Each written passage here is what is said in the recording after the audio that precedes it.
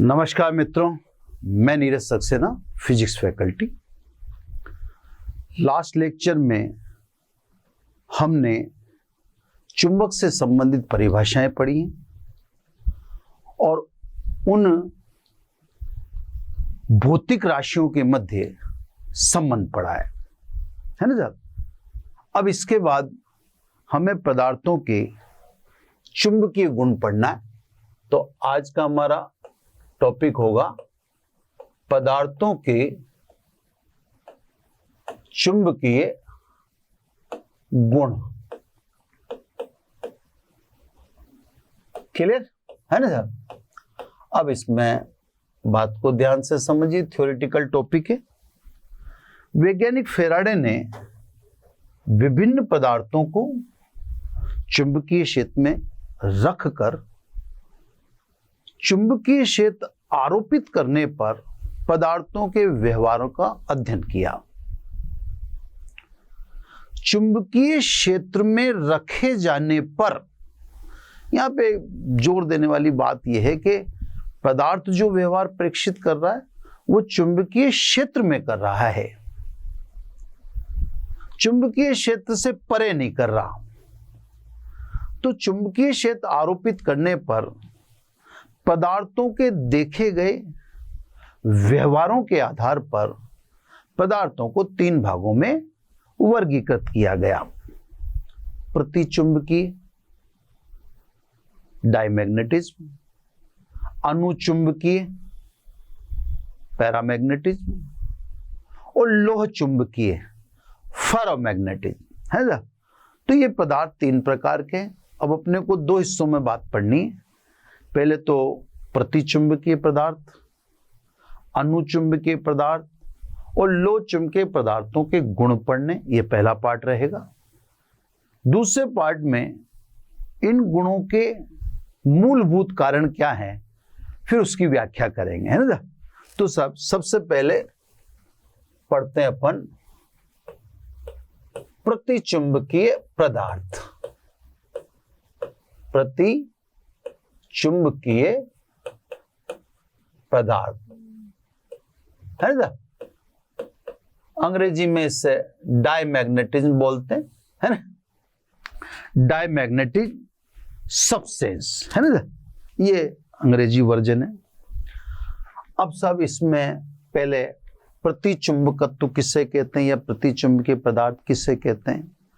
वे पदार्थ जो चुंबकीय क्षेत्र आरोपित करने पर प्रतिकर्षित होते हैं, अर्थात चुंबकीय क्षेत्र आरोपित करने से इन पदार्थों पर कार्यरत चुंबकीय बल उच्च तीव्रता से निम्न तीव्रता की ओर कार्य करता है।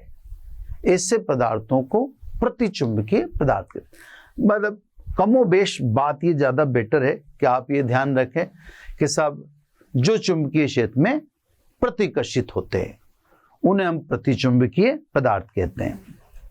जैसे पारा है, मरकरी, तांबा है, कॉपर, पानी है, NaCl है, आदि इत्यादि ऐसे पदार्थ हैं जो चुंबकीय क्षेत्र में प्रतिकर्षित होते हैं।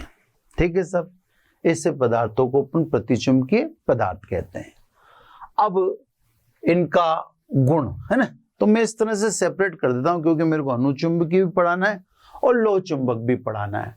तो इस तरह से सेपरेट कर देते हैं कि अपन मैनेज करें। चलो देखो, कोशिश करता हूं मैं। अब गुण में साहब 4 गुण तो मैं चित्रों से दिखा देता हूं और बाकी फिर अलग से अपन लिखेंगे, है ना। जैसे अपन ने ये एक गुण को 1 2 3 से कर देना। ये साहब एक पदार्थ है जिसको किसी पात्र में रख रखा है, फुल ऐसे समतल, ऊपर तक समतल भर दिया। लेकिन जैसे ही आप चुंबकीय क्षेत्र लगा देंगे, ये जैसे मान लीजिए चुंबकीय क्षेत्र लगा दिया, एन को लाना भी चुंबकीय क्षेत्र लगाना है और एस को लाना भी चुंबकीय क्षेत्र लगाना है। तो जैसे आप चुंबकीय क्षेत्र आरोपित करेंगे, इस पदार्थ की प्रवृत्ति आपको ये दिखाई देगी कि ये ध्रुवों से हटकर मध्य में एकत्रित होने लगेगा। स्वाभाविक है, ध्रुवों से हटकर मध्य में एकत्रित हो रहा है, तो ये पदार्थ अनुचुंबकीय या चुंबक के प्रति आकर्षित होने वाला पदार्थ तो नहीं है। यह चुंबकीय क्षेत्र से प्रतिकर्षित होने वाला पदार्थ है, इसीलिए इसका नाम प्रतिचुंबकीय पदार्थ का। तो एक गुण तो साहब आपको इससे प्रेक्षित हो रहा है। नंबर 2 है ना, दूसरी प्रॉपर्टी, जैसे प्रतिचुंबकीय पदार्थ लिक्विड फॉर्म में है, ये जैसे अपन एक लिक्विड फॉर्म दिखा रहे हैं, ये अपन ने ट्यूब ले ली, यू इसका आकार है, ये अपन ने ट्यूब दे ली, ठीक है सर। इससे तो अपन जानते हैं कि कोई भी लिक्विड अगर अपन ट्यूब में रखेंगे तो उसका दोनों तरफ स्तर समान ही रहेगा, लेकिन अब अपन एक तरफ या एक सिरे पर चुंबकीय क्षेत्र आरोपित करके दिखाते हैं, ये N और ये S। अगर पदार्थ प्रतिचुंबकीय है तो स्वाभाविक रूप से ये चुंबक से दूर हट जाएगा, यानी इस ओर प्रतिचुंबकीय द्रव का लेवल घट जाएगा और दूसरी ओर बढ़ जाएगा, है ना सर। ये भी प्रतिचुंबकत्व के व्यवहार को दर्शाता है ना। प्रॉपर्टी नंबर 3, ये साहब कभी कभार पूछ ले तो पूछ ले, अब अपन तो अपनी तैयारी रखते हैं। ये मैग्नेटिक फील्ड है ना, ये गुणों को जिनको चित्र से बता सकते हैं उनको चित्र। अब इसमें आपने कोई प्रतिचुंबकीय पदार्थ लटकाया, ये सब हैंग करके दिखा रहे हैं अपन, ये प्रतिचुंबकीय। अगर पदार्थ चुंबक के प्रति आकर्षित होने वाला पदार्थ होता तो डेफिनेटली ये क्षैतिज हो जाता, लेकिन ये पदार्थ सिमट गया। सिमट गया का मतलब ये चुंबकीय क्षेत्र की तरफ आकर्षित नहीं हो रहा है, बल्कि प्रतिकर्षित, इसलिए चुंबकीय क्षेत्र के लंबवत हो गया, वरना तो चुंबकीय क्षेत्र के अनुदिश होना चाहिए था। चौथी प्रॉपर्टी है ना, फोर्थ प्रॉपर्टी में अपन ने जैसे चुंबकीय बल रेखाओं को दिखा दें। अब ये N और S, ऐसे तो आप इन दोनों के बीच में चुंबकीय बल रेखाओं को समांतर दिखाएंगे, लेकिन अगर अपन इसमें बीच में ये प्रतिचुंबकीय पदार्थ रख देते हैं, ये अपन ने रख दिया प्रतिचुंबकीय पदार्थ, है ना। प्रतिचुंबकीय पढ़ रहे हैं, पर पहले गुण पढ़ रहे हैं, वजह इनकी व्याख्या बाद में, है ना। तो ऐसे तो बल रेखाएं समांतर गुजरती, लेकिन आपने प्रतिचुंबकीय पदार्थ बीच में रख दिया तो ये बल रेखाएं इससे दूर हट जाएंगी, दूर हटती हुई दिखेंगी, यानी पदार्थ चुंबक के प्रति या पदार्थ चुंबकीय बल रेखाओं को प्रतिकर्षित कर रहा है। तो सब प्रति चुंबकीय या चुंबकत्व लिख देता हूं शॉर्ट में ना। तो आप देखो, ये प्रतिचुंबकत्व, ये प्रतिचुंबकीय पदार्थ है, ये भी प्रतिचुंबकीय पदार्थ है और ये भी प्रतिचुंबकीय पदार्थ है। तो 4 गुण तो आप इसे चित्र से देख पा रहे हैं, जिससे आपको प्रकट हो रहा है कि वास्तव में जिस पदार्थ को भी दर्शाया जा रहा है वो पदार्थ चुंबकीय क्षेत्र से प्रतिकर्षित होता है, अर्थात चुंबकीय क्षेत्र आरोपित करने पर उच्च तीव्रता से निम्न तीव्रता की ओर विस्थापित होता है। Clear sir. अब कुछ फिजिकल क्वांटिटी से, जैसे प्रॉपर्टी नंबर 5, प्रतिचुंबकीय पदार्थों की चुंबकशीलता या प्रतिचुंबकीय पदार्थों की चुंबकीय पारगम्यता म्यू, ये μ0 से कम होती है। पदार्थ प्रतिचुंबकीय, इसलिए उसकी चुंबकीय पारगम्यता μ0 से कम है, यानी μ/μ0 <1। अपन जानते हैं माध्यम में चुंबकीय पारगम्यता तथा निर्वात में चुंबकीय पारगम्यता के अनुपात को आपेक्षिक चुंबकीय पारगम्यता कहते हैं। यानी सीधी सी बात है, प्रति चुंबकीय पदार्थ की आपेक्षिक चुंबकीय पारगम्यता लेस देन 1 होती है, 1 से कम होती है। तो फिजिकल क्वांटिटी से भी अपन बता रहे हैं। चौथा या सॉरी 6 नंबर में जैसे चुंबकीय या प्रति चुंबकीय पदार्थों की चुंबकीय प्रवृत्ति काई, जिसको अपन ने पिछले लेक्चर में पढ़ा है। तो प्रति चुंबकीय पदार्थों की चुंबकीय प्रवृत्ति अल्प तो है, कोई दिक्कत नहीं है, लेकिन ऋणात्मक है। तो प्रति चुंबकीय पदार्थों की चुंबकीय प्रवृत्ति काई अल्प है। अल्प होने से कोई दिक्कत नहीं है, लेकिन ऋणात्मक है। यानी ये पदार्थ जिनके बारे में हम बात कर रहे हैं, ये चुंबकीय क्षेत्र में प्रतिकर्षित होते हैं। लास्ट ले लेते हैं ना, 7वीं प्रॉपर्टी चुंबकन तीव्रता कैपिटल आई। ये भी आपको लास्ट लेक्चर में पढ़ा है। चुंबकन तीव्रता कैपिटल आई प्रति चुंबकीय पदार्थों की अल्प होती है, कोई दिक्कत नहीं है ना। अल्प हुए तो आकर्षित होता होगा, लेकिन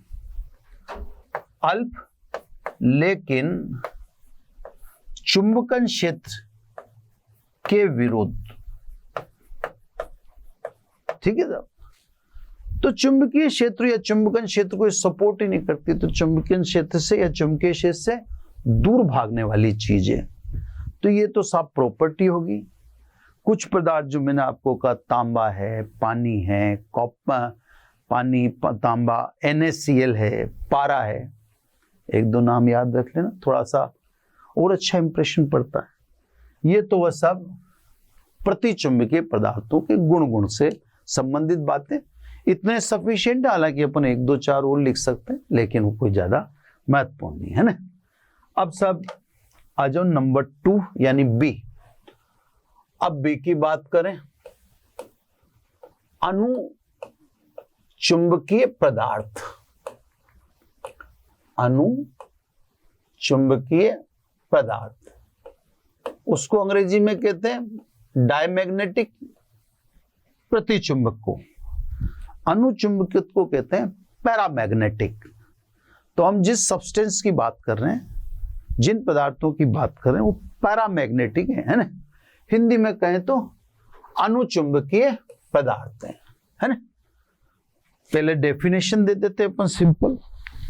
तो वे पदार्थ जो चुंबकीय क्षेत्र में अल्प आकर्षित होते हैं, प्रतिकर्षित नहीं बल्कि अल्प आकर्षित होते हैं, अर्थात चुंबकीय क्षेत्र आरोपित करने पर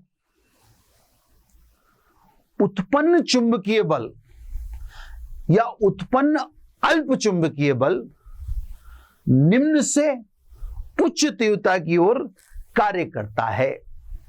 तो सब प्रतिचुंबकीय पदार्थ में तो आप देख रहे थे कि पदार्थ उच्च तीव्रता से निम्न तीव्रता की तरफ विस्थापित हो रहा है, जबकि इसमें निम्न से उच्च तीव्रता की ओर पदार्थ विस्थापित हो रहा है। इसका मतलब ये पदार्थ चुंबक से आकर्षित होते हैं, भले ही ज्यादा नहीं होते हो, अल्प आकर्षित होते हैं। क्लियर? तो सब वे पदार्थ जो चुंबकीय क्षेत्र में अल्प आकर्षित होते हैं, अर्थात चुंबकीय क्षेत्र के कारण अल्प चुंबकीय बल निम्न से उच्च तीव्रता की ओर कार्य करता है, अनुचुंबकीय पदार्थ कहलाते हैं। जैसे द्रव ऑक्सीजन है, द्रव ऑक्सीजन के अलावा क्यूप्रिक क्लोराइड है, CuCl2 है, निकल सल्फेट है। तो इससे सब कुछ पदार्थ हैं जो अपन याद रख लें, द्रव ऑक्सीजन, क्यूप्रिक क्लोराइड, निकल सल्फेट आदि, ये चुंबकीय क्षेत्र में अल्प आकर्षित होते हैं। अब वैसा ही फेनोमिना, वही गुण में आपको बता ही रखा है कि अपन 1-2 तो चित्र से ही समझा दें। जैसे अब मैं डायरेक्ट पहले चित्र बना दूं, फिर मैं खटाखट आपको एक साथ समझा दूंगा, तो वो टाइम कम भी कंज्यूम करेगा और समझ में भी शायद बेटर आ जाएगा। ये तीसरा, यहां पर मैग्नेटिक फील्ड दिखा दें, है ना। इसमें प्रतिचुंबकीय पदार्थ अभी रखना बाकी है, तो सब में एक ही कलर से प्रतिचुंबकीय पदार्थ भर देंगे। ये NS और एक चौथे में अपने को बीच में वही प्रतिचुंबकीय पदार्थ रखना है, अनुचुंबकीय पदार्थ रखना है। अब सभी जगह अनुचुंबकीय पदार्थ एक ही कलर से दिखा देते हैं। पहले मैग्नेटिक फील्ड अप्लाई कर दें साहब, है ना। ये देखो यहाँ पे मैग्नेटिक फील्ड वैसे का वैसे अप्लाई करेंगे, NS, यहां पर भी N और S, ठीक है। अब सब जगह अपने को प्रतिचुंबकीय पदार्थ बनाना है, तो प्रतिचुंबकीय पदार्थ को अपन व्हाइट कलर से बना देते हैं। अब देखो साहब, समझते जाओ, 1 पे आ जाओ। अनुचुंबकीय पदार्थ की बात कर रहे हैं। हो सकता है मेरे से बार बार बोलने में प्रतिचुंबकीय आ रहा हो, टॉपिक लिख रहा है बड़ा सारा और मैं ध्यान रखूंगा ना। अनुचुंबकीय पदार्थ चुंबक से अल्प आकर्षित होते हैं। तो अगर आपने इक्वल लेवल में अनुचुंबकीय पदार्थ भर दिया तो अब ध्रुवों के यहां मटेरियल का लेवल बढ़ जाएगा। ये देखो, जहां पर मैग्नेटिक पोल है वहां पर मटेरियल की क्वांटिटी बढ़ गई। मटेरियल की क्वांटिटी का बढ़ना इस बात का प्रमाण है कि सब पदार्थ चुंबकीय क्षेत्र से अल्प आकर्षित हो रहा है या आकर्षित हो रहा है, मतलब पदार्थ अनुचुंबकीय है, ठीक है। इसी प्रकार अगर अनुचुंबकीय पदार्थ लिक्विड फॉर्म में है तो जिस सिरे पर आपने पोल लगाए, चुंबकीय क्षेत्र लगाया है, वहां पर लेवल बढ़ जाएगा और दूसरी ओर का लेवल, लिक्विड लेवल, घट जाएगा। इससे तो समान रहना चाहिए, है ना। इसी प्रकार अगर अब की बार आपने अनुचुंबक लिया तो वह ज्यादा से ज्यादा स्थान चुंबकीय क्षेत्र में घेरेगा, या वो कहते हैं चुंबकीय बल रेखाओं के अनुदिश हो जाएगा, क्योंकि वो पदार्थ अनुचुंबकीय है ना। इसी प्रकार अगर आपने, इससे तो बल रेखाएं समांतर जाती, लेकिन आपने बीच में अनुचुंबकीय पदार्थ रख दिया तो ये चुंबकीय बल रेखाएं अल्प आकर्षित होने के कारण इसके समीप से गुजरना चाहेंगी, जैसे मैं दिखा रहा हूं। यानी पिछले देखोगे आप और इसको देखोगे तो आपको चेंज नजर आ जाएगा। ये सभी जगह मैंने अनुचुंबकीय पदार्थ दर्शाए, कहां कहां दर्शाए वो आपको दिखा देता हूं। यह अनुचुंबकीय पदार्थ है, यह अनुचुंबकीय पदार्थ है, यह अनुचुंबकीय पदार्थ है और ये अनुचुंबकीय पदार्थ है। तो सभी चित्र ये दर्शा रहे हैं कि पदार्थ चुंबकीय क्षेत्र से अल्प आकर्षित हो रहा है, चित्रों में दिख रहा है ना। अब मैथमेटिकल फिजिकल क्वांटिटी से अपन समझा दें। अनुचुंबकीय पदार्थों की चुंबकीय पारगम्यता म्यू निर्वात से अधिक होती है, बहुत अधिक नहीं होती, अधिक होती है। यानी अनुचुंबकीय पदार्थों की चुंबकीय पारगम्यता mu greater than mu zero, या आप यूं कह दो mu upon mu zero greater than 1, और इस अनुपात को अपन बोलते हैं म्यू आर। यानी कहने का मतलब अनुचुंबकीय पदार्थों की जो चुंबकीय आपेक्षिक चुंबकीय पारगम्यता है वो 1 से अधिक होती है, ठीक है। 6 प्रॉपर्टी है ना। प्रॉपर्टी नंबर 6 में काई के बारे में बात करेंगे। अनुचुंबकीय पदार्थ है तो चुंबकीय प्रवृत्ति काई अल्प होगी, वह अब ऋणात्मक नहीं होगी, अल्प के साथ साथ यह धनात्मक है। जबकि आपने अगर प्रतिचुंबकीय को देखो तो अल्प के साथ क्या है, ऋणात्मक। तो अंतर समझ में आ जाता है अपने को ना। इसी प्रकार लास्ट प्रॉपर्टी है ना, अंतिम प्रॉपर्टी चुंबकन तीव्रता। अनुचुंबकीय पदार्थ है, अल्प आकर्षित होते हैं, इसने चुंबकन तीव्रता अल्प व चुंबकन क्षेत्र के अनुदिश। जबकि आप अगर उधर देखते हैं प्रतिचुंबकीय में तो H के विरुद्ध है, जबकि यहां पर अगर देखते हैं तो H यानी चुंबकन क्षेत्र की दिशा में। ये अनुचुंबकीय पदार्थों के गुण हो गए, है ना। अब सब तीसरा वर्गीकरण यानी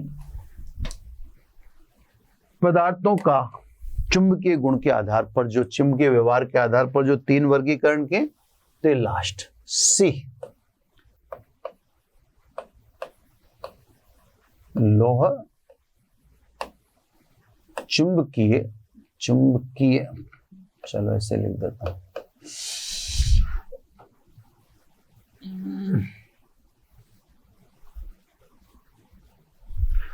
लौह चुंबकीय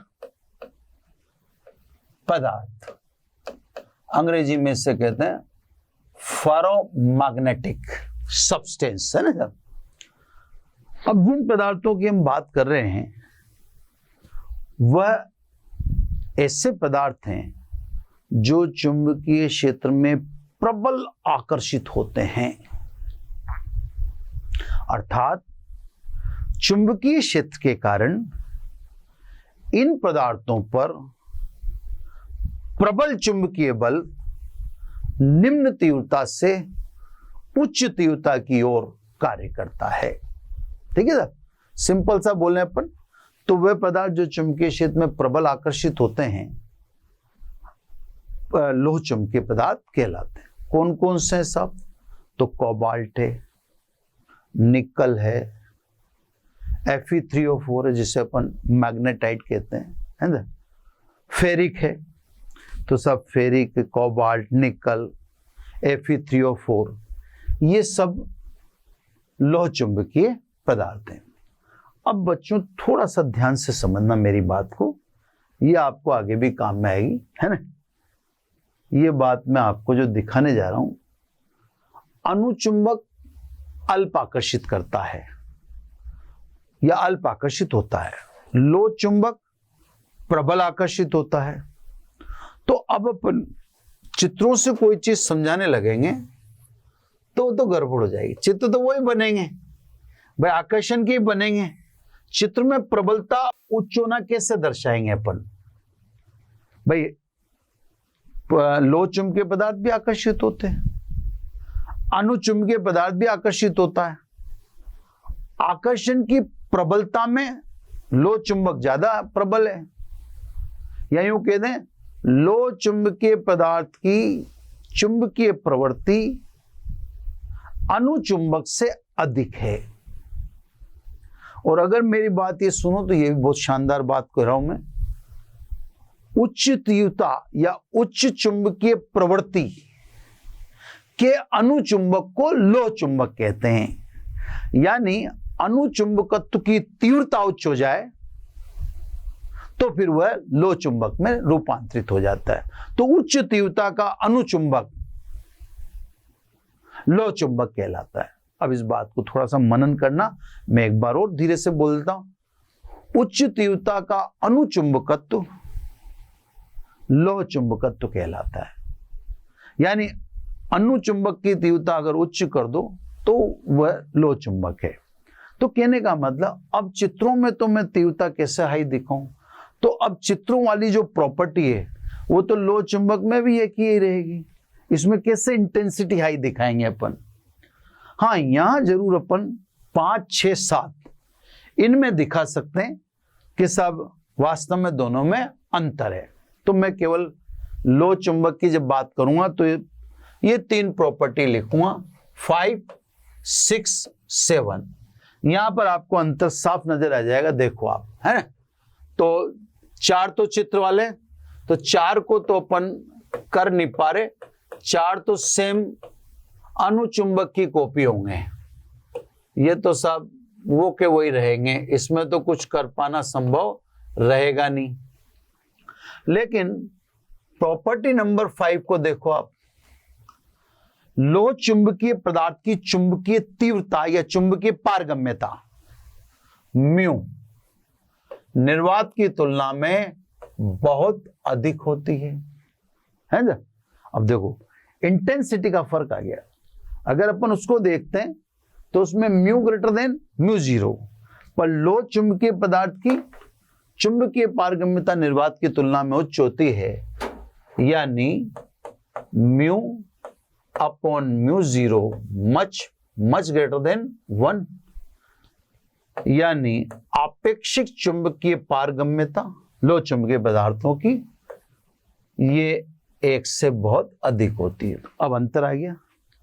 अनुचुंबक में बात करें तो अनुचुंबक में म्यू आर ग्रेटर देन 1, लेकिन लोह चुंबक में बात करें तो mu are much greater than 1, यानी उच्च तीव्रता का अनुचुंबक है ये। ठीक है, चलो सब अब नंबर 6 पे आए, चुंबकीय प्रवृत्ति काई। अब अभी तक तो अपन अल्प लिख रहे थे, लेकिन अब अल्प नहीं है, अब क्या आएगी उच्च। जैसे अपन ने दोनों में अल्प लिखा है, प्रतिचुंबक में भी और अनुचुंबक। उच्च व धनात्मक है ना, जब उच्च व धनात्मक। हालांकि अनुचुंबक में भी ये चीज धनात्मक की लिखी गई है, दिखा देता हूं, कंपैरिजन साथ चलेगा तो आप सब धनात्मक की। बस प्रतिचुंबक में ऋणात्मक है ना, प्रतिचुंबक चुंबक के प्रति आकर्षित होता ही नहीं है, तो प्रतिचुंबक उसमें ऋणात्मक है। 7 चुंबकन तीव्रता आई, लोह चुंबक की चुंबकन तीव्रता उच्च व H के अनुदिश। ठीक है साहब, तो सब लोह चुंबकीय पदार्थ ये खत्म, इसकी प्रॉपर्टी लिखा थी 4 तो वही रहेगी है ना।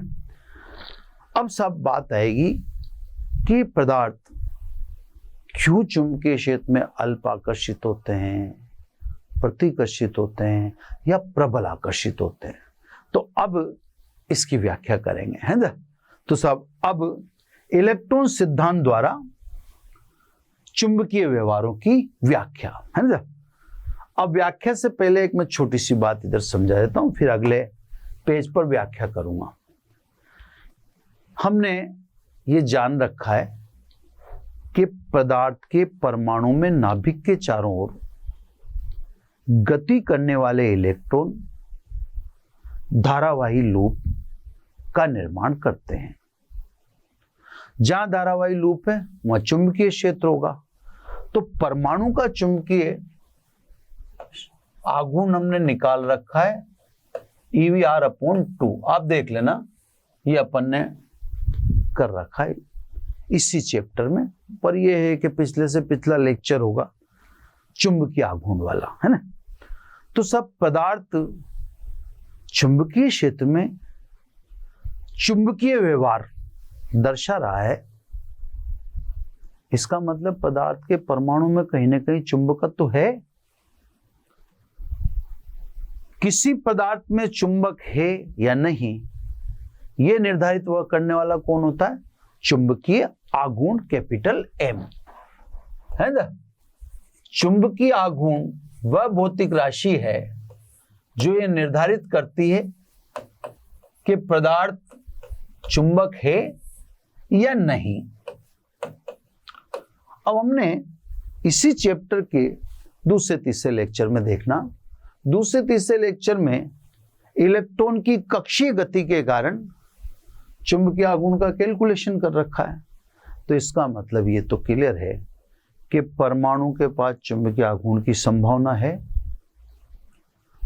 और अब चुंबकीय आघूर्ण इलेक्ट्रॉन की कक्षीय गति के कारण भी उत्पन्न होता है और इलेक्ट्रॉन की चक्रण गति के कारण भी उत्पन्न होता है। मान लीजिए कक्षीय गति के कारण उत्पन्न चुंबकीय आघूर्ण Ml है और इलेक्ट्रॉन की चक्रण गति के कारण उत्पन्न चुंबकीय आघूर्ण ms है, तो परिणामी चुंबकीय आघूर्ण कितना होगा? ml plus ms। तो साहब ये तो बात बिल्कुल क्लियर इस डिस्कशन से होती है कि पदार्थ के पास चुंबक तो कहीं ना कहीं है, क्योंकि परमाणु में नाभिक के चारों तरफ इलेक्ट्रॉन कक्षीय गति भी कर रहे हैं और चक्रण गति भी कर रहे हैं। दोनों गति चुंबकीय आघूर्ण होने को दर्शाती है, तो अपन ने परमाणु का परिणामी चुंबकीय आघूर्ण लिख रखा है। हालांकि इसमें एक बात विशेष है कि सब कक्षीय गति के कारण जो चुंबकीय आघूर्ण होता है वो चक्रण की तुलना में बहुत कम होता है ना? ml much less than ms। इसलिए अपन कह सकते हैं कि परमाणु का चुंबकीय आघूर्ण लगभग किसके बराबर होता है? इलेक्ट्रॉन की चक्रण गति के कारण। तो वो एक अन्य विषय रहा, लेकिन ये टोटल डिस्कस इस बात को बताता है कि इलेक्ट्रॉन सिद्धांत कहता है कि जब नाभिक के चारों तरफ इलेक्ट्रॉन कक्षाओं में गति करेगा तो कक्षाएं धारावाही लूप की भांति व्यवहार करेंगी, और धारावाही लूप है तो परमाणु के पास चुंबकीय आघूर्ण होगा। परमाणु के पास चुंबकीय आघूर्ण है तो पदार्थ भी रख सकता होगा, या पदार्थ के पास भी संभावना बनती है। अब बनती है नहीं बनती हो तो भी व्याख्या के समय सब आपके सामने आ जाएगा, लेकिन पदार्थ चुंबक से प्रभावित होगा क्योंकि उसके पास m है, तो मतलब मैग्नेट तो है। तो सब इस बिहाफ पर अपन समझाने जा रहे हैं, इसको कहते हैं इलेक्ट्रॉन सिद्धांत द्वारा चुंबकीय व्यवहार की व्याख्या। अब ये व्याख्या जो अपन कर रहे हैं इसमें देखो कोशिश करेंगे, प्रतिचुंबकत्व की व्याख्या सबसे शानदार है, उसमें टाइम लग सकता है, तो सबकी व्याख्या एक एपिसोड में हो जाए जरूरी नहीं है, क्योंकि प्रतिचुंबकत्व की थोड़े तबियत से करते हैं ना, अच्छी तरह से करनी पड़ती है इसकी। यही सबसे विचित्र गुण है, प्रति चुंबकत्व की व्याख्या है ना। मैं साहब इसका शॉर्ट वर्जन भी है, मैं आपको डिटेल में समझा देता हूं ताकि आप वास्तव में खुद भी जान उठें क्या पदार्थ चुंबकीय क्षेत्र में प्रतिकर्षित होता दिखाई दे रहा है या आपको भी दिखाई देगा, है ना। तो एक थोड़ा डिटेल ले लेता हूं। प्रतिचुंबकत्व की व्याख्या, जिन पदार्थों में प्रतिचुंबकत्व का गुण देखा गया है ऐसे अधिकांश पदार्थों के परमाणुओं में इलेक्ट्रॉन की संख्या सम पाई गई है। जो भी अपन ने प्रतिचुंबकत्व का व्यवहार जिन जिन पदार्थों में देखा है, तो एक कॉमन सी बात हमें देखी कि जो भी पदार्थ प्रतिचुंबकत्व का व्यवहार करते हैं उन पदार्थों में या उन पदार्थों के परमाणु में इलेक्ट्रॉन की संख्या प्राय, अधिकांश कह रहे हैं ना, सम होती है। जब इलेक्ट्रॉन सम संख्या में हैं तो स्वाभाविक है कि कक्षीय गति करने वाले इलेक्ट्रॉन दोनों समान होंगे, क्लॉकवाइज और एंटी क्लॉकवाइज। ऐसी चक्रण गति करने वाले इलेक्ट्रॉन क्लॉकवाइज और एंटी क्लॉकवाइज की संख्या बराबर होगी। यानी यूं समझें कि जब सम संख्या में इलेक्ट्रॉन हैं तो फिर इलेक्ट्रॉन युग्म में पाए जाते हैं, और हम जानते हैं युग्म में स्थित इलेक्ट्रॉन की चक्रण और कक्षीय गति बराबर लेकिन विपरीत दिशा में होती है। इसको एक बार और बोल दूं था मैं संतुष्ट हो जाऊं। जिन पदार्थों में प्रतिचुंबकत्व का व्यवहार देखा गया है ऐसे अधिकांश पदार्थों के परमाणुओं में इलेक्ट्रॉन की संख्या सम पाई गई है, अर्थात इन पदार्थों के परमाणुओं में इलेक्ट्रॉन युग्म में पाए जाते हैं।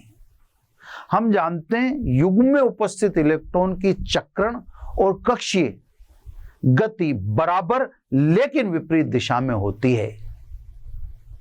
इसलिए इन पदार्थों के परमाणुओं का चुंबकीय आघूर्ण शून्य होगा।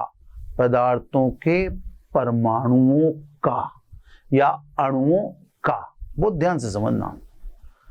जब परमाणु का चुंबकीय आघूर्ण शून्य है तो फिर पदार्थ का भी शून्य होगा। भाई अपन दो बातें करेंगे हमेशा, मतलब तीन करेंगे आप।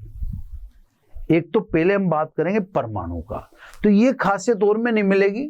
मैं इस समय प्रतिचुंबक लिख रखा है, तो इस बोर्ड पर जो भी लिखूंगा वो मैं प्रतिचुंबक के लिए लिखूंगा, है ना। तो थोड़ा सा आप समझना। तो एक बात तो करेंगे परमाणुओं का, तो परमाणुओं का चुंबकीय आघूर्ण तो क्या है, शून्य है ना। उसमें कैसे लिखूं मैं, इसने वापस पलट गया मैं। अब और किसी के परमाणु जो अणुचुंबक है, लौह चुंबक है, उनके परमाणुओं में तो चुंबकीय आघूर्ण होता है। प्रतिचुंबकीय पदार्थ के परमाणु का चुंबकीय आघूर्ण शून्य होता है। लिख देता हूं मैं, क्योंकि मेरे को क्या है साहब, ये बात बहुत ध्यान रखनी है या आपको ध्यान से समझानी है। एम परमाणु 0। जब परमाणु के पास चुंबकीय आघूर्ण नहीं है तो फिर दूसरी बात मैं करूंगा पदार्थ की। जब परमाणु के पास नहीं है तो पदार्थ की पास भी बात करने का कोई मतलब नहीं है। तो ये दो बातें आपको हमेशा करनी है, पर ये दो बातें में से एक बात जो है वो आपको प्रतिचुंबक में ही देखने को मिलेगी और में नहीं। यानी मेरे कहने का मतलब है, अगर आपसे कोई क्वेश्चन पूछता है तो प्रतिचुंबक का पूछेगा, क्योंकि इसमें विशेषता है, औरों में इतनी कोई बड़ी खासियत नहीं। अब तीसरी बात करेंगे। ठीक है साहब, परमाणु के पास नहीं है तो पदार्थ के पास भी चुंबकीय आघूर्ण नहीं है, यानी परमाणु भी चुंबकित नहीं है, पदार्थ भी चुंबकित नहीं है। फिर तीसरी बात करेंगे चुंबकीय क्षेत्र आरोपित करने पर। तो अपने को हमेशा तीन बातें करनी, पहले परमाणु के बारे में, फिर पदार्थ के बारे में, और फिर चुंबकीय क्षेत्र आरोपित करने पर। ठीक है साहब। अब मैं इसको आपको बाकायदा दिखाता हूं, दर्शाता हूं, है ना। दो सीन बनाता हूं। एक सीन में चुंबकीय क्षेत्र की अनुपस्थिति और दूसरे सीन में चुंबकीय क्षेत्र की उपस्थिति। तो साहब चुंबकीय क्षेत्र की अनुपस्थिति में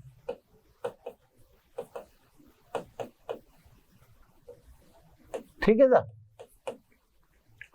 और यहां लिख देता हूं बाह्य चुंबकीय क्षेत्र आरोपित करने पर। तो कुल कितनी बातें करनी है? एक तो चुंबकीय क्षेत्र की अनुपस्थिति में अभी दिखाई दूंगा मैं, पदार्थ की मैंने समझाई दी बात आपको, इसको दिखाने की जरूरत ही नहीं है। और तीसरी बात चुंबकीय क्षेत्र आरोपित करने पर। तो सब युग्म में रहते हैं, तो एक ऑर्बिट के दो चित्र बना रहा हूं मैं, जिसमें इलेक्ट्रॉन युग्म में है, ठीक है। तो ये यहां भी बना रहा हूं, यहां भी बनाऊंगा, यहां भी, है ना। यहां नीचे वाले तो चुंबकीय क्षेत्र आरोपित करके दिखाने, ये न्यूक्लियस, चारों चित्र एक जैसे बनेंगे, बस चुंबकीय क्षेत्र आरोपित करने पर देखेंगे अपन क्या होता है ना। अपन ने पहले कह दिया कि इन पदार्थों के परमाणु में इलेक्ट्रॉन युग्म में पाए जाते हैं ना। इलेक्ट्रॉन सब अलग अलग कलर ले लेता हूं सब, तो वो सूट करेगा आपको भी। ये इलेक्ट्रॉन है ना, एक ही जगह दिखा दें, ये इलेक्ट्रॉन, अभी डायरेक्शन दिखाऊंगा मैं, है ना, वैसा का वैसा ही। ये चित्र में आपको बस चुंबकीय क्षेत्र आरोपित करने पर और बिना चुंबकीय क्षेत्र के बस यही दिखाऊंगा। तो सब ये मैं अपन युग्म में स्थित इलेक्ट्रॉन की कक्षीय और चक्रण गति विपरीत दिशा में। अपन फिलहाल किसकी चर्चा करें? कक्षीय गति की ना। तो विपरीत दिशा में ये सब इलेक्ट्रॉन की कक्षीय गति, ठीक है साहब, दिखा दी है ना। ये अगर विपरीत दिशा में है, ये स्वाभाविक के युग्म में स्थित इलेक्ट्रॉन बराबर लेकिन विपरीत दिशा में समान वेग से गति करते हैं। यहां पर वेग ऐसे दिखा दें v, है ना, और यहां पर स्पर्शरेखा से दिखाते ना, तो यहां पर भी दिखा दें v, ठीक है साहब। ये वृत्ताकार पथ की त्रिज्या, ये वृत्ताकार पथ की त्रिज्या, यहां भी दिखा दें सब है ना, ये वृत्ताकार पथ की त्रिज्या, वेग ऐसा कैसा है ना। अभी यहां वेग नहीं लिख रहा हूं क्योंकि चुंबकीय क्षेत्र आरोपित करना बाकी है ना, यहां पे भी नहीं लिख रहा हूं। दिशा कैसे दिखाई थी साहब, इसमें दिशा इधर दिखाई है, सॉरी इसमें दिशा इधर दिखाई है, ठीक है, इसमें दिशा इधर, मतलब सेम चित्र है, ये आप ध्यान रखना, बिल्कुल नोटिस करना है, ठीक है। अभी वेलोसिटी दिखा दी, एन और एस भी दिखा देता हूं। धारा और इलेक्ट्रॉन दोनों विपरीत दिशा में चलते हैं। अब धारा दिखा रहा हूं, देखो इसमें इलेक्ट्रॉन इधर जा रहा है तो धारा विपरीत दिशा में, देखिए ये धारा अपोजिट डायरेक्शन में, ये देखो यहां पे ऐसे दिखा देता हूं, ठीक है। इसमें इलेक्ट्रॉन इधर जा रहा है तो धारा विपरीत दिशा में, देख लो आप, है ना। एग्जैक्टली इनमें तो उसी की कॉपी करनी है। इसमें इलेक्ट्रॉन इधर जा रहा है तो धारा वैसी की वैसी, देखो आप, है ना। और इसमें इलेक्ट्रॉन इधर आ रहा है तो धारा विपरीत दिशा में। इलेक्ट्रॉन और धारा, ये दोनों चित्र सेम है, ये दोनों चित्र सेम है ना। केवल ये बता रहे हैं अपन, एक ऑर्बिट में दो इलेक्ट्रॉन हैं, उन इलेक्ट्रॉनों का अलग अलग बता रहे हैं। एक ऑर्बिट में उसका प्रमाण आप समझ गए होंगे कि दोनों में रेडियस सेम है, इसमें भी रेडियस आर ली, इसमें भी रेडियस आर ली। तो इससे आपको समझ में आ रहा होगा कि दोनों एक ऑर्बिट के चित्र हैं, बस ऊपर चुंबकीय क्षेत्र की अनुपस्थिति और नीचे चुंबकीय क्षेत्र की उपस्थिति। क्लियर साहब। अब धारा के हिसाब से इसमें देखो, पहले इसमें धारा यूं दिखा दे अंगूठे से, तो इसमें चुंबकीय आघूर्ण किधर है, नीचे की तरफ, है ना। चुंबकीय आघूर्ण नीचे की तरफ, देखो एक बार और दिखाऊंगा मैं, है ना। धारा से देखें, इसमें चुंबकीय आघूर्ण ऊपर की तरफ, इसमें चुंबकीय आघूर्ण ऊपर की तरफ, है ना। अब मैं क्या बताना चाह रहा हूं वो देखें आप। जैसे ये देख रहे हो आप, धारा इधर है तो चुंबकीय आघूर्ण नीचे। अब चुंबकीय आघूर्ण की दिशा एस से एन होती है, एस से एन।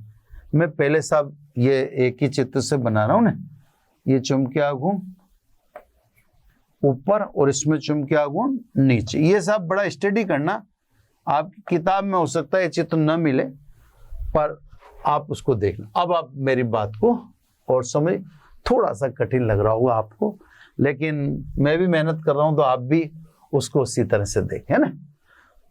चुंबकीय आघूर्ण की दिशा एस से एन की तरफ, तो इसका मतलब ये ऊपरी तल एस बना होगा और इसकी जो निचला तल है वो एन रहा होगा।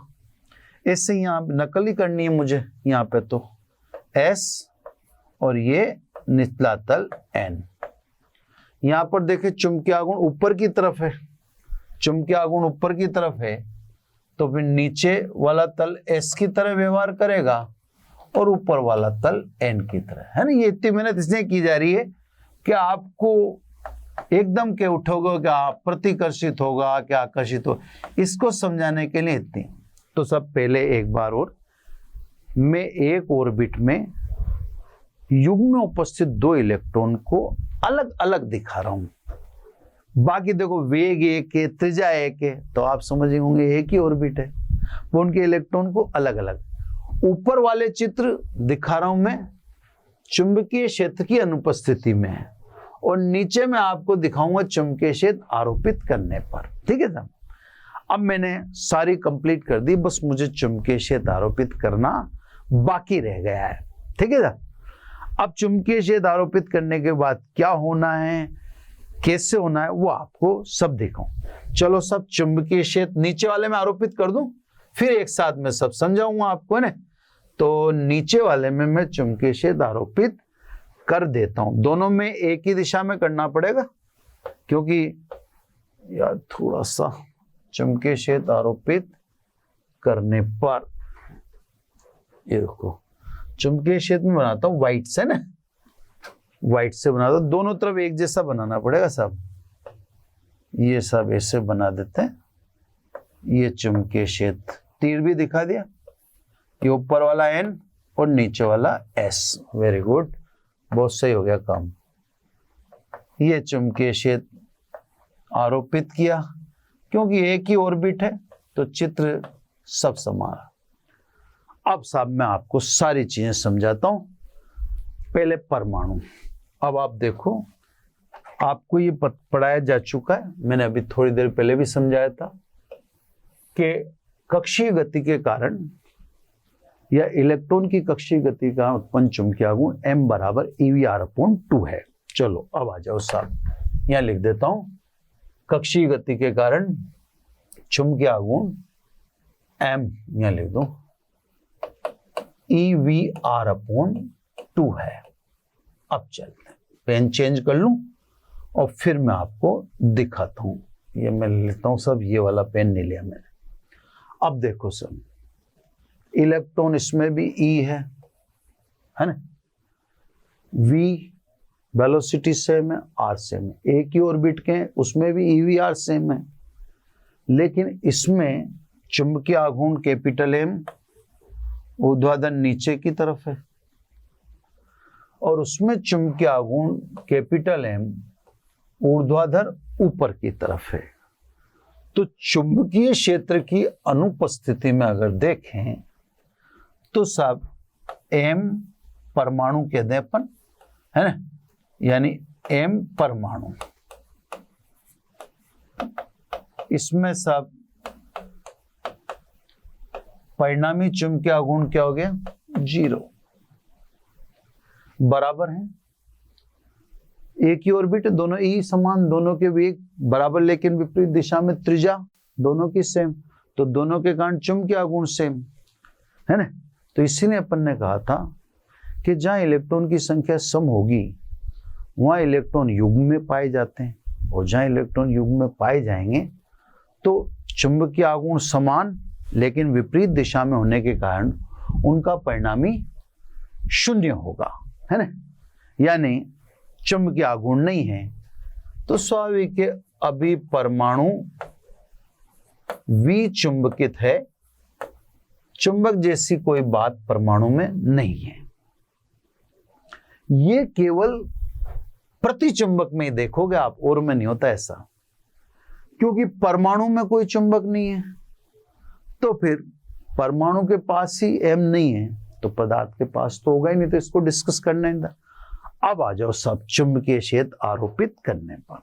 अब ध्यान से देखना, ये विद्युत बल नाभिक के केंद्र की ओर है ना, चारों में यही है।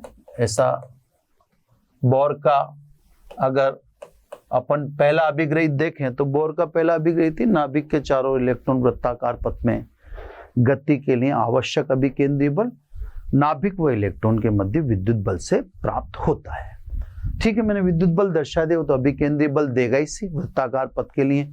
अभिकेंद्रीय बल कौन देगा, स्वाभाविक अभिकेंद्रीय बल आपको विद्युत बल से ही मिलेगा जो इलेक्ट्रॉन और नाभिक के बीच में लगा। अब आप देखो गजब की चीज, अब आपको देखना है शानदार। अब मैं चलो पेन ले लेता हूं, चित्र समझ में आएंगे, आपको मजा आएगा।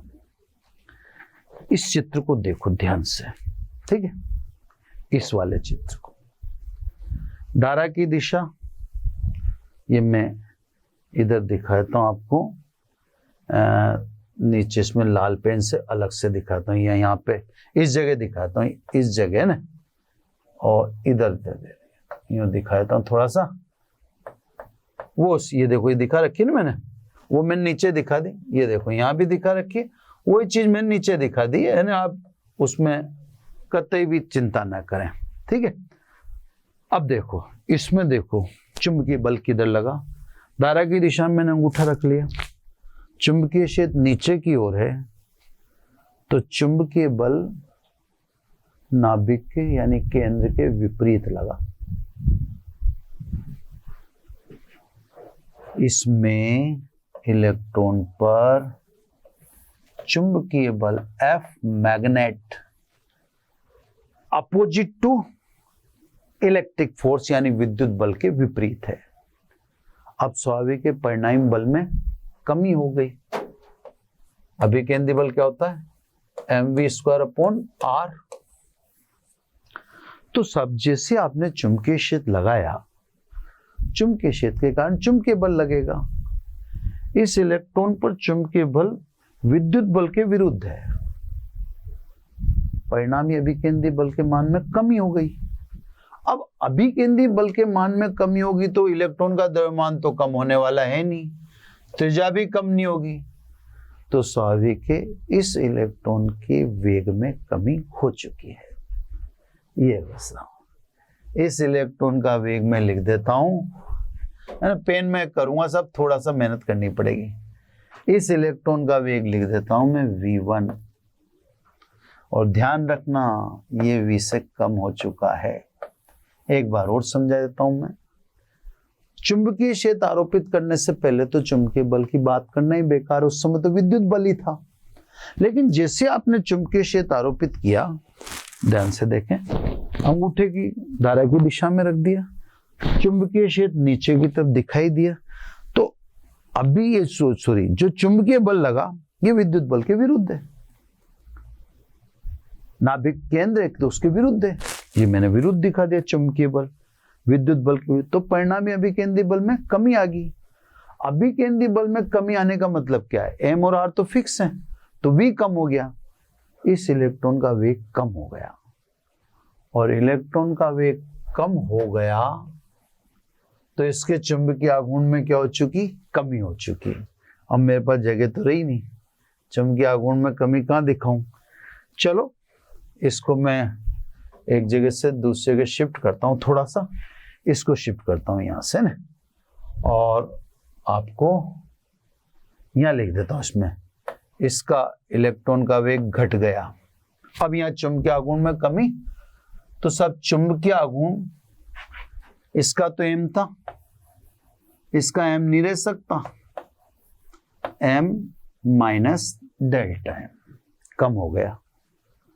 तो सब चुंबकीय क्षेत्र लगाने पर मूल बात ये कि इलेक्ट्रॉन के वेग चेंज हो जाते हैं, जो आप देख रहे हैं लाइव। अब इधर आए, ठीक है, इधर भी देखें, ध्यान से देखें, ये धारा की दिशा अंगूठे की दिशा में, चुंबकीय क्षेत्र आरोपित करने पर चुंबकीय क्षेत्र तो नीचे ही है, तो जो चुंबकीय बल लगा वो विद्युत बल की दिशा में लगा। ये गजब काम हुआ। तो चुंबकीय बल किधर? विद्युत बल की दिशा में। यहां पे ऐसे करके लिख देता हूं, ये चुंबकीय बल विद्युत बल की दिशा में, यानी दोनों बल एक ही दिशा में आ गए, तो अभिकेंद्रीय बल में वृद्धि हो गई, अभिकेंद्रीय बल बढ़ गया, और अभिकेंद्रीय बल बढ़ गया का मतलब इलेक्ट्रॉन का वेग बढ़ गया। तो साहब इसका वेग v2 ग्रेटर देन v, इसका वेग तो घट गया इस इलेक्ट्रॉन का, और इस इलेक्ट्रॉन का वेग बढ़ गया। इलेक्ट्रॉन का वेग बढ़ गया तो इसका चुंबकीय आघूर्ण बढ़ चुका। मान लीजिए चुंबकीय आघूर्ण में वृद्धि बता दी m डेल्टा। तो सब ये बात तो आपके दिमाग में क्लियर हो गई कि चुंबकीय क्षेत्र आरोपित करने पर परमाणु में उपस्थित इलेक्ट्रॉन के वेग चेंज हो जाते हैं, और दोनों इलेक्ट्रॉन के चेंज हो जाते हैं। एक का वेग बढ़ जाता है और एक का वेग घट जाता है। जिसका वेग बढ़ा उसका चुंबकीय आघूर्ण बढ़ गया, और जिसका वेग घटा उसका चुंबकीय आघूर्ण घट गया। अब देखें, चुंबकीय क्षेत्र आरोपित करने के बाद परमाणु की बात कर लो चाहे पदार्थ की बात कर लो, चुंबकीय क्षेत्र आरोपित कर चुकने के बाद क्या हुआ देखा सब, है ना। तो ये परमाणु पदार्थ थोड़ा ज्यादा लंबा लिखाई में आ गया, इसलिए इसको तो मिटा देता हूं क्योंकि मेरे पास जगह ही नहीं रहेगी फिर। अब परिणामी चुंबकीय आघूर्ण कितना है सब? तो अब परिणामी चुंबकीय आघूर्ण ज्यादा वाले को पहले ही लिखोगे, है ना, और इसमें ये ऐड होगा साहब minus m minus delta m। Clear साहब? अब देख लो आप, m से m तो कट गया, लेकिन डेल्टा m जुड़ गया। यानी अब अगर आप देखें तो अब परमाणु या पदार्थ का चुंबकीय गुण 0 नहीं है। पदार्थ चुंबकित तो हुआ है साहब, लेकिन क्या ये चुंबक फेवर कर रहा है पदार्थ को चुंबकीय क्षेत्र की दिशा में जाने के लिए? ये देखना बाकी है। ये तो है कि पहले जब चुंबकीय क्षेत्र की अनुपस्थिति थी तो परमाणु के पास चुंबकीय आघूर्ण नहीं था, वो कितना था? 0। लेकिन जब अपन ने चुंबकीय क्षेत्र आरोपित कर दिया तो अब चुंबकीय आघूर्ण 0 नहीं है, बल्कि अब तो बढ़ गया। बड़ा किसका? इसका। तो इस पे फोकस हो, इसका तो घटा है, इसको तो देखने की जरूरत है ही नहीं। इसका बड़ा है। वृद्धि 2 डेल्टा m किसमें? मेरे पास 10 रुपए, आपके पास 10 रुपए, मैंने आपको 5 दे दिए, मेरे पास 5 रह गए, आप पास 15 हो गए, तो आप पास तो ट्रिपल हो गए ना एकदम। तो ये बड़ा किसका? बड़ा तो इसी का ना। तो अपन इसी पे देखेंगे। अब चुंबकीय आघूर्ण में वृद्धि हुई इस वाले ऑर्बिट के, ये इलेक्ट्रॉन के, इसके वाले में तो कमी हुई है। ठीक है, अब देखो जिसमें वृद्धि हुई है उसको मैं बिल्कुल अलग कलर से दिखाने की कोशिश करूंगा। आप देखो, इसमें ये एन रहा और ये एन रहा, तो एन का सामना किससे हो गया? एन से। इसमें नीचे वाला एन एस रहा और ये एस रहा, एन एन और एस एस सामने आ गए। यानी जैसे हम चुंबकीय क्षेत्र आरोपित करते हैं तो परमाणु में उत्पन्न चुंबकीय आघूर्ण 2 डेल्टा m आरोपित चुंबकीय क्षेत्र का विरोध करने लग जाता है। तभी इस इलेक्ट्रॉन ने n के सामने n खड़ा कर दिया और s के सामने s खड़ा कर दिया। स्वाभाविक है, उत्पन्न चुंबकीय आघूर्ण आरोपित चुंबकीय क्षेत्र का विरोध करता है। यानी s के सामने s है और n के सामने n आ चुका, तो स्वाभाविक है ये परमाणु रिपल हो जाएगा, यानी चुंबकीय क्षेत्र से प्रतिकर्षित होगा। तो सब प्रतिचुंबकत्व का स्पष्ट जवाब, जिसमें कुछ समझाने की अब आवश्यकता नहीं। चित्र थोड़ा सा कॉम्प्लिकेटेड है, मैंने पूरी सावधानी बरती है। लेक्चर को आपको थोड़ा ज्यादा बार सुनना पड़ सकता है, बाकी सावधानी पूरी बरती। फिर कोई अगर बोलने में थ्योरी है, कभी थ्योरी में आप कभी लफ्जों में हो सकती है थोड़ी बहुत मिस्टेक हो जाए, लेकिन मैंने तो अपनी पूरी कोशिश की है कि बेटर से बेटर। तो अब आपको प्रतिकर्षण समझ में आ गया कि क्यों पदार्थ चुंबकीय क्षेत्र में प्रतिकर्षित होता है। अब इसकी महत्वपूर्ण बातों में एक मैंने बताई दी कि चुंबकीय क्षेत्र की अनुपस्थिति में इसके परमाणु के पास चुंबकीय आघूर्ण नहीं होता, ये और में नहीं मिलेगी। अगली विशेष बात जो आपको विशेष रूप से याद रखनी है, प्रतिचुंबकत्व ताप से प्रभावित नहीं है, इसको ताप से कोई लेना देना नहीं है। आगे जो होगा उसकी बात आगे करेंगे। दूसरी बात, प्रतिचुंबकत्व प्रत्येक पदार्थ का गुण है। भाई इलेक्ट्रॉन तो सभी पदार्थों के परमाणु में है, और ये तो है नहीं कि सभी इलेक्ट्रॉन अलग अलग रहते हैं।